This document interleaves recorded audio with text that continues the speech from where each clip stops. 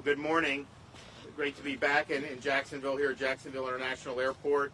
I have Larry Keefe is with me, who's our public safety czar, works in the governor's office. We have the mayor of Jacksonville, Lenny Curry's here, the CEO of the Jax Aviation Authority, Mark Van Lowe. We have Congressman John Rutherford, Sheriff Mike Williams, Lieutenant Chimp Mons, the Director of Public Safety and Security for the airport. Then we have Senators Bean and Bradley, and we have Representatives Byrd and Yarborough. So I want to thank them for being here and thank them for supporting a lot of the efforts that we've had over the last few years. We were really happy to be able to put out a very strong budget yesterday, and I know when they get back into Tallahassee in January, they'll be working on doing a lot of the same stuff. But it is important to point out that we have a budget recommendation at like $99.7 billion. That's, by the way, less than half of what our closest state in population, New York, has, which is 3 million people fewer than us, and their budget's over twice the size. We have better infrastructure, higher performing education system, and better quality of life, and with the lowest tax burden in the country per capita. But we have over $15 billion in reserves. And those are historic levels for the state of Florida. And if you look, when we do these budget recommendations, I got to take whatever revenue has come in up to this point, but then from December until the end of June, just for this fiscal year, for example, I'm relying on estimates of revenue. But if you look, we're above estimate month after month after month. And so if we're even on the low end of what we've been seeing in terms of additional revenue coming in December through the end of June, that's another probably $300 million a month over the estimates.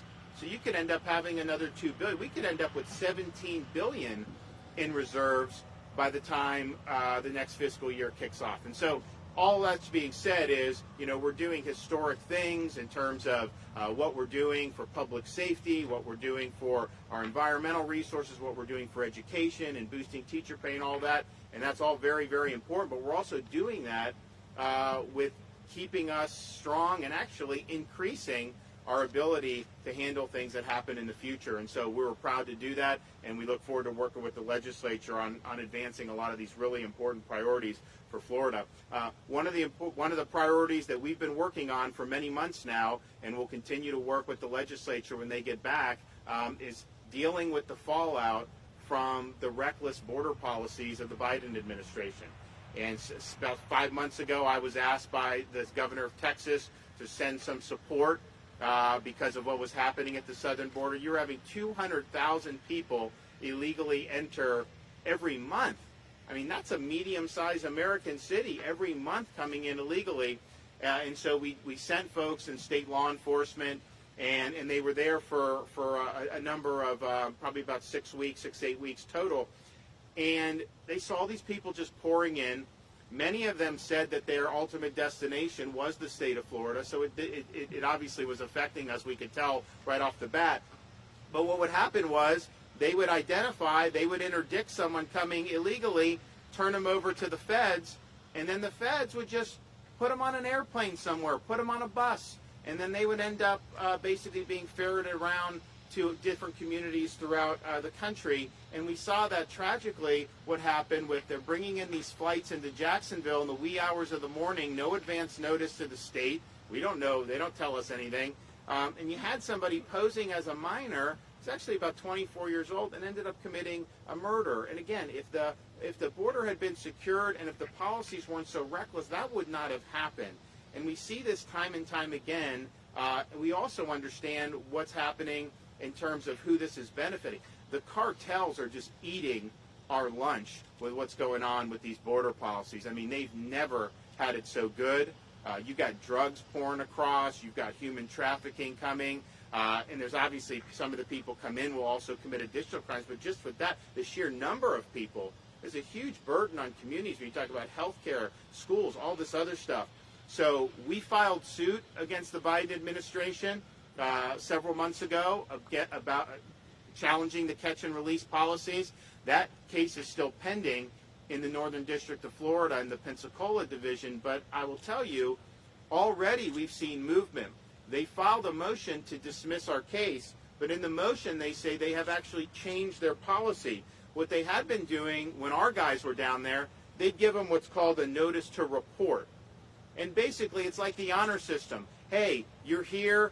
You're going to have a hearing. Call this number and schedule your hearing, on your honor. Can you imagine that? Can you imagine that that's how we did law enforcement here in Florida? Someone robs a bank and they just get a notice. Hey, just call the prosecutor and schedule your trial whenever it makes sense for you. It's an honor system. That doesn't work. So they've acknowledged that they have replaced the notice to appear, or the notice to report, which is with what's called the notice to appear, which is important because if you don't show up when you have a notice to appear, then immediately you can be sent back without any additional process. And I don't think that would have happened if it wasn't for our efforts on really pushing the envelope on this and fighting back. So we'll see what's going to happen. There's a lot of other things in that case, and they've been able to do some stuff, but at a minimum, that's an important victory. But we realize we've got to do more. And so we're going to be proposing a series of legislative reforms that will help strengthen Florida's hand in fighting back against the Biden border crisis and what we've seen happening for almost the last year in terms of what's happening to our country.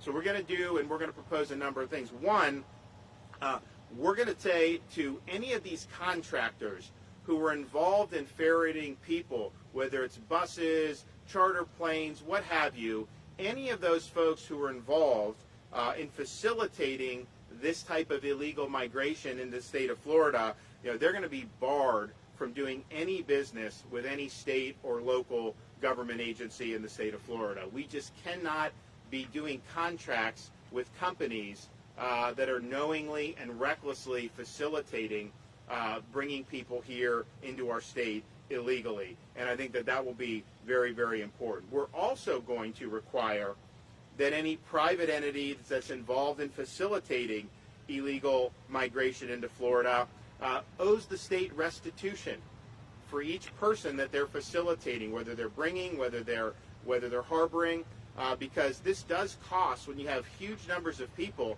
that costs a lot of money for taxpayers in a variety of ways. I mean, just think, anytime you have an altercation with law enforcement, you have criminal cases, you have other issues with drugs, you have just normal things about health care and things that fall under the taxpayer.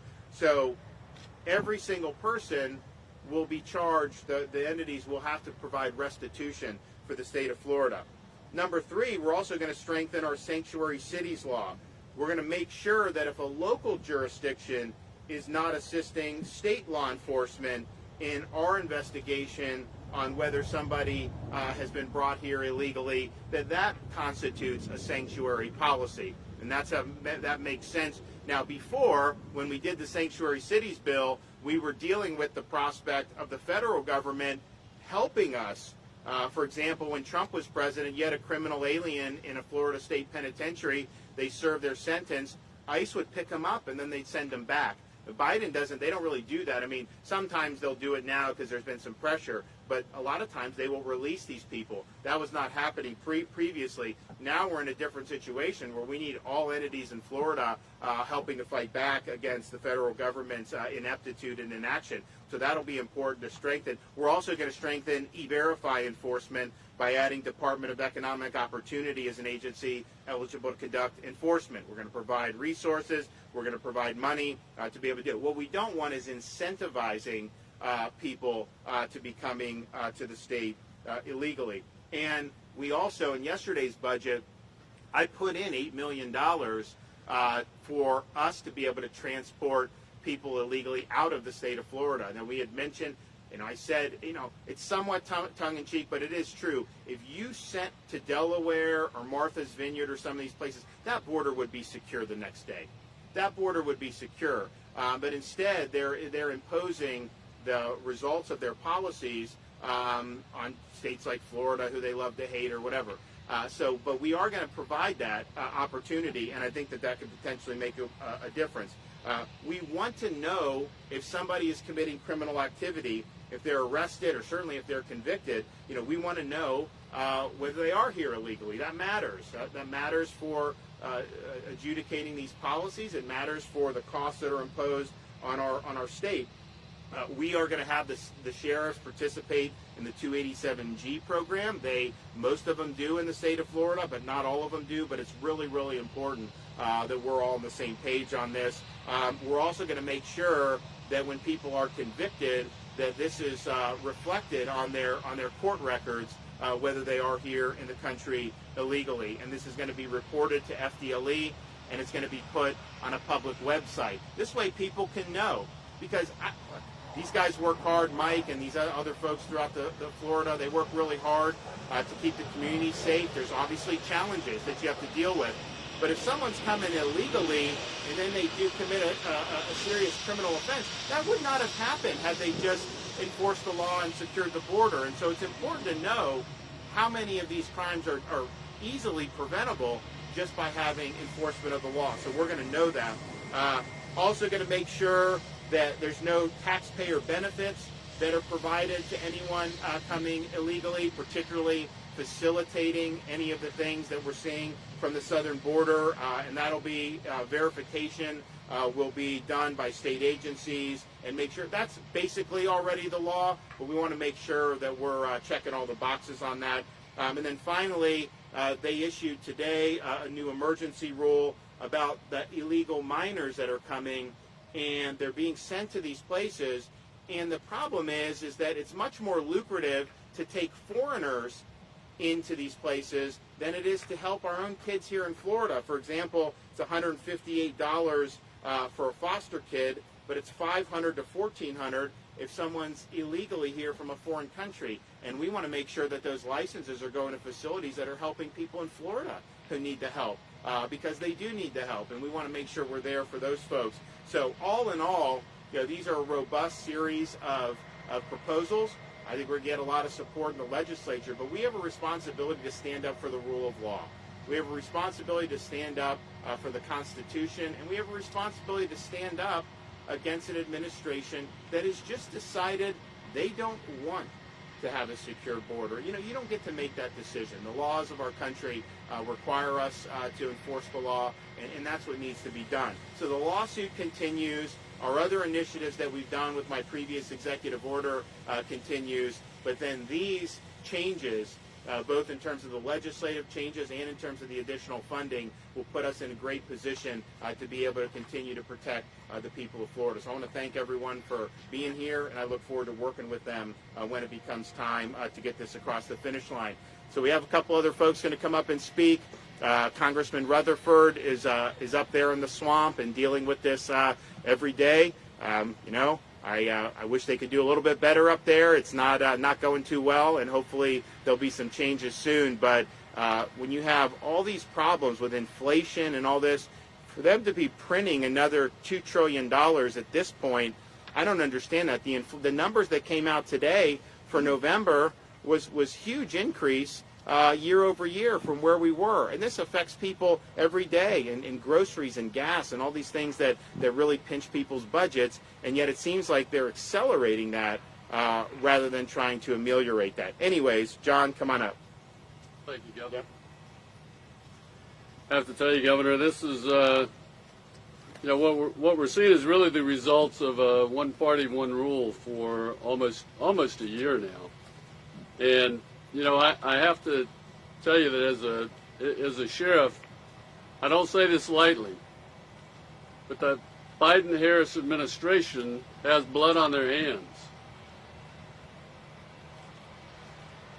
Because, and I say that for three reasons.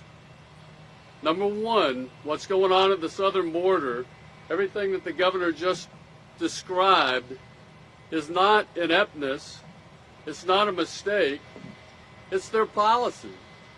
This is not a failed policy at the southern border.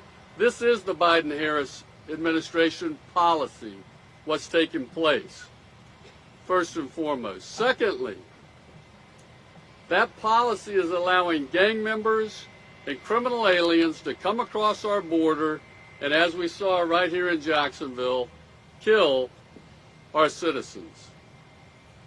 And then third, the amount of fentanyl that they're allowing into this country now is a result of this policy, not a failed policy, their policy.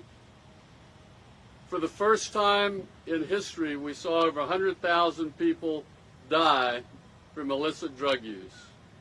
Over 100,000 people in our country. That's unconscionable. Now in Congress, one of the things that we're working on is H.R. 1995, which is protecting our community from gang violence. And we are going to try to pass legislation that will prevent these gang members who are illegally entering our country from being able to get asylum, from being able to get temporary permanent status, TPS. They will be deportable if they are proven to be gang members. I have to tell you, I hope that other governors around the country come to understand the importance of protecting their constituents the way this governor has for the state of Florida. They've got to recognize, as this governor has recognized, Governor DeSantis understands the danger, the violence, the death that's being brought by this policy at the southern border. And so, Governor, I want to say thank you for protecting all of our constituents here in Florida, particularly Northeast Florida, and God bless you. Okay, thank you. Thank you. Thanks, John. Okay, Mayor Lenny Curry. Well, good morning, Governor. Thank you for being so engaged and diving so deep on this important issue. And I'm here today to say I stand with you with your proposed legislation. We'll do everything I can to make sure that it passes and is successful. I'd like to take a moment and talk about Francisco Javier Cuellar. Francisco was a 46-year-old father of 4 living right here in Jacksonville. He was a kind man. He cared deeply about his kids, but not just his own, any child in need. That's why he agreed to take in a Honduran immigrant who claimed he was 17 years old. He gave him food, shelter, and a job at their convenience store. But it was all a lie. You see, he wasn't 17. The man was 24 years old when he crossed our borders. He claimed to be an unaccompanied minor, a status that protected him from being immediately deported. This man now stands accused of murdering Francisco, his host father, in cold blood just weeks before moving in. I stand with you, Governor, that this tragic loss could have been prevented if our southern borders were more secure. While some may think this is a unique or extreme case, I'm not willing to take that chance. Like the Governor, I want more information about who is on these flights coming into our city, many of them landing in the middle of the night. I want to know how these individuals are being vetted and how they're being screened. This is not about vilification, it's about verification. Okay, thank you. Okay, Larry Keefe, Public Safety Czar. First, I want to thank you, Governor, for your solid leadership in this fight. And we both know it's a fight. And I want to thank you for your work on this proposed, very important legislation. The Biden administration has ordered federal agents to stand down, to not do their duty, while Governor DeSantis is fighting to protect our sovereignty, to protect our families, and to deter those who are accomplices to this pipeline, and it is a human smuggling pipeline. It is the federal government's sworn duty to secure our border, to enforce federal immigration laws, and to protect Florida and the entire nation from illegal immigration. Their failure has opened our border to criminal cartels that smuggle migrants from South America, Central America, and from all over the world. The Mexican criminal cartels have custody and total control over these migrants on this journey. Many of them are what are called unaccompanied children, and they make this long, dangerous journey without their families. Too many of these unaccompanied children suffer horribly on this journey, and some die. Too many are abused by the criminal cartels and smugglers. And way too many descend into criminal sex trafficking, labor trafficking, and drug trafficking after they arrive in the United States. American kids are dying of drug overdoses in record-breaking numbers. from pills laced with fentanyl. More than 90% of this fentanyl that is killing our kids crossed the Mexican border. You've heard today your local political leadership mention one particular adult criminal in this human smuggling pipeline who posed as an unaccompanied child to get further inside this country more rapidly. And he ended up here in Jacksonville.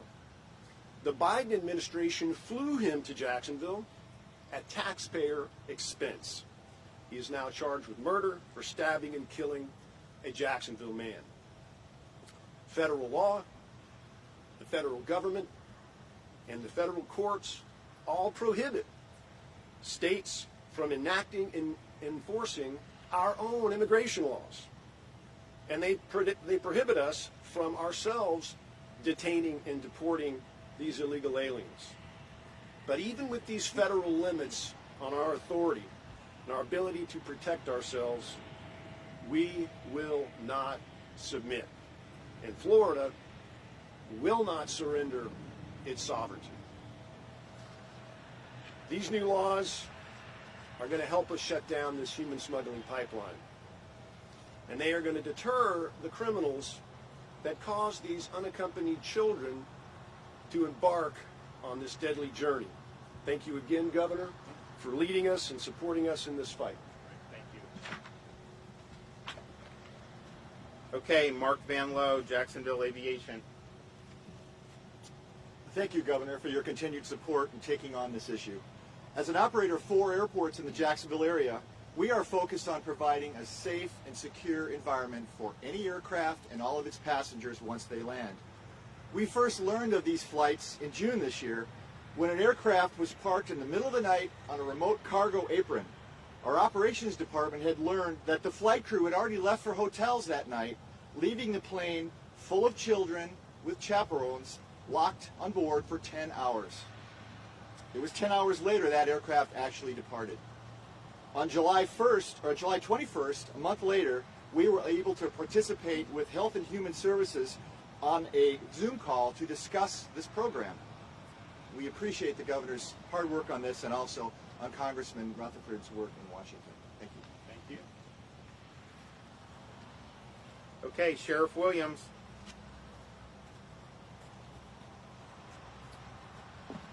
Listen, I want to thank the Governor for obviously coming back to Jacksonville today and as always, standing up for public safety.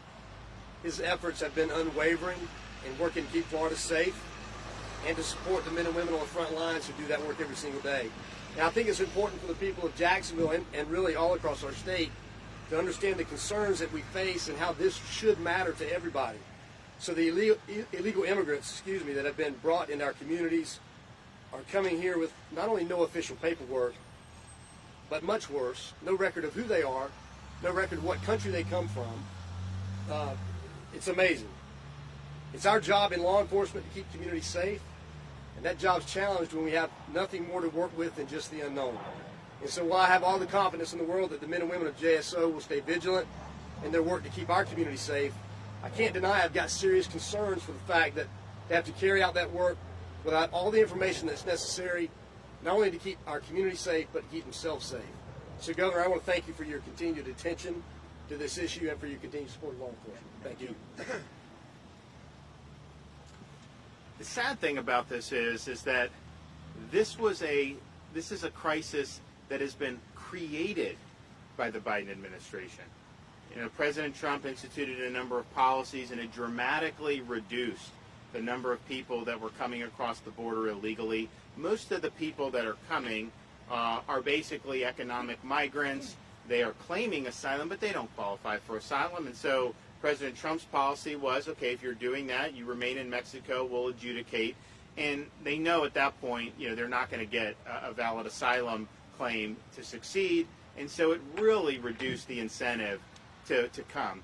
Well, when you revoke that policy, when you revoke the safe third-party agreements with the third-party countries, when you do all that, you are creating a huge influx. And the thing that was noticeable when we had our folks there, and it's still true today, was these are not Mexicans coming across the border. I mean, it was very few that were Mexicans. It was all these other countries across the world. I mean, there were people from South America, the Caribbean, Africa, the Middle East that were coming through that border because the message has been sent that, yeah, you just come to the border and you're fine. And think about it. They're going to impose travel restrictions. If you take a trip to the Bahamas or something, you got to do a test to be able to come back to your own country.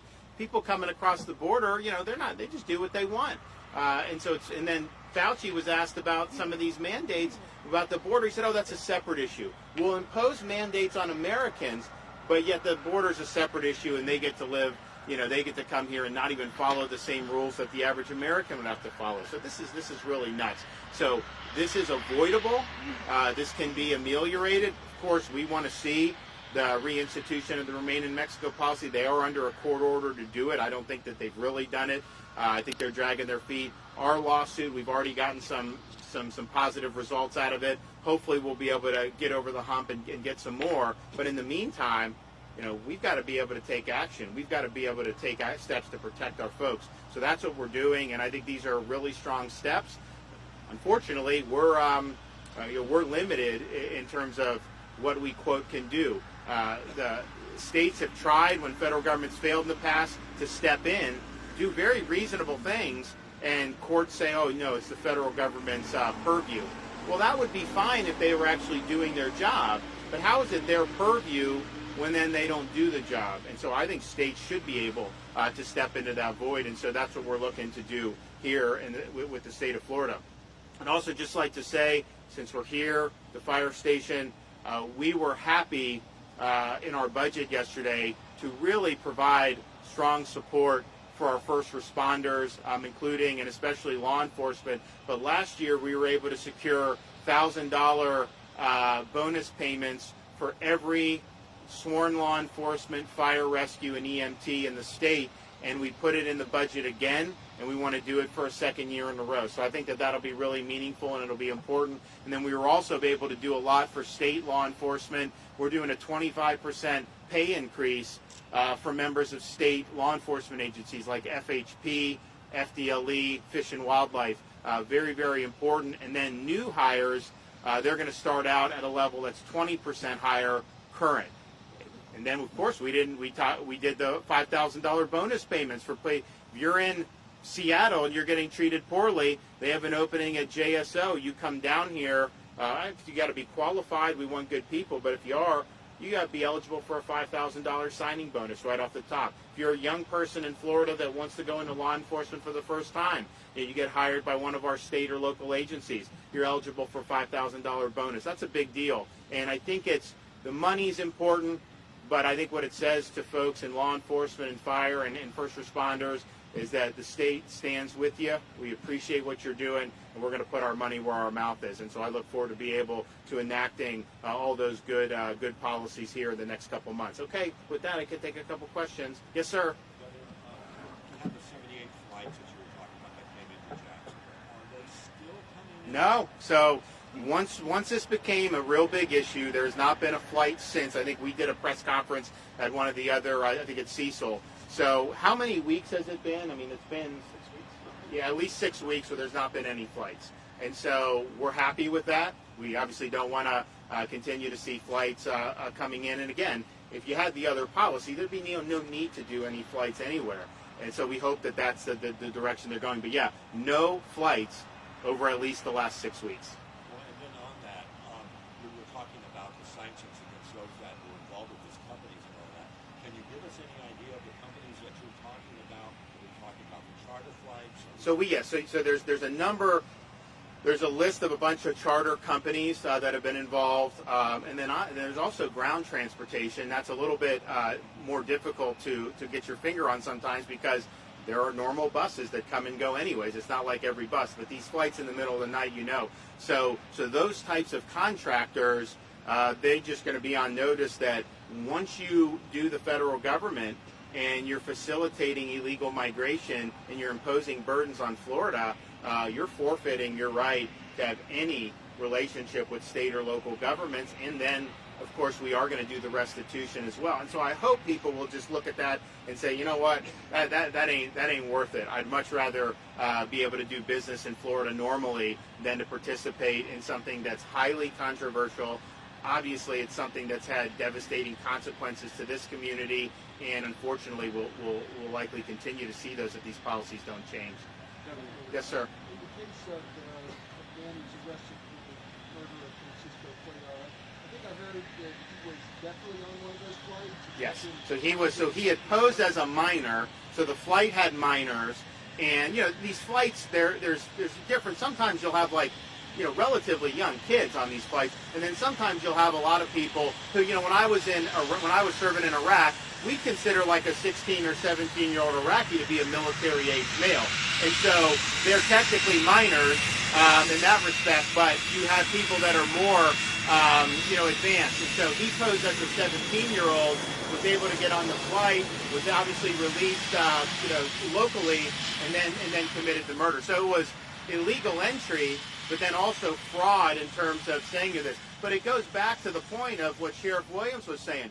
You don't know who any of these folks are. There's no documentation. You don't necessarily know what country. Now, sometimes, like I was down in Del Rio, you could see, there's obviously a difference between someone coming from Guatemala or someone coming from Haiti. You can kind of figure that out.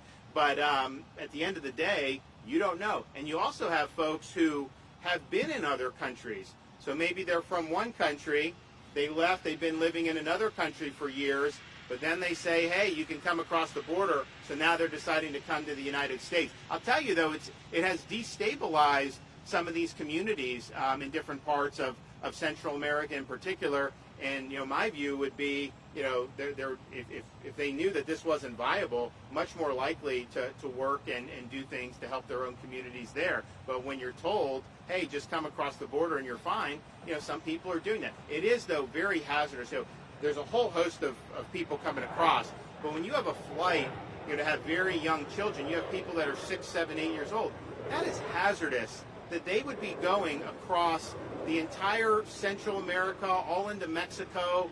It is, as Larry said, this is not working out well. Just think, as a father of young kids, I don't want my kids out of my sight. I would never allow something like that to happen. But you got a lot of bad things going on. The cartels are taking advantage of it. There's human smuggling, and it's just a really bad situation. So for us to be, as a country, basically facilitating that, that's a really, really bad policy. It is very hazardous to have somebody who's that young being illegally crossing international borders. That is just not a policy that we should want to entertain at all. In the 6 weeks since the flight stopped coming into Jacksonville, have you seen any change in cooperation from the Biden administration and your office? And in totality, does your office have any sense of how many individuals have been brought to the service? So we don't have a sense overall. Now, we do know the certain number of flights here. We have a rough estimate about how many people would have been on the flights. So what has happened since? They have changed the policy, and when we're litigating against them, from notice to report to notice to appear, and that's a very positive movement. Now, they're fighting us on providing documentation in that case. And our view is we want to know why you're making these decisions, because this goes into like administrative law and all this other stuff.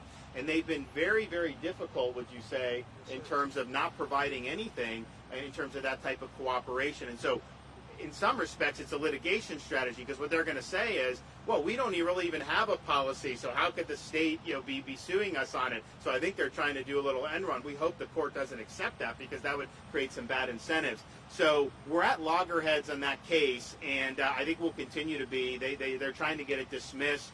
They did make the important concession, but I think ultimately push is going to have to come to shove on that. I do think having an adverse ruling, which they've already had for Remain in Mexico, that's very, very important, because that's a key to really shut off a lot of what we've seen in terms of the illegal migration across the southern border into Texas. So hopefully we will get more positive results in our lawsuit, and then we can see. But my sense is there's not going to be voluntary reappraisals of what they're doing. If they feel that they may be vulnerable legally, then I think they'd be more interested in maybe doing something. But I don't think it's going to be because all of a sudden they've had an epiphany and say, you know what, our policy hasn't worked. I mean, I think, as John said, yes, I mean, look, there is incompetence involved because when you have people on a runway for 10 hours sitting there, that's not good. But a lot of it is intentional, and so you have what you have. So hopefully we'll win our case. These reforms hopefully will protect Florida, will disincentivize folks from wanting to facilitate these policies, and I think everybody will be better off as a result. Okay, thanks so much. Great to be here.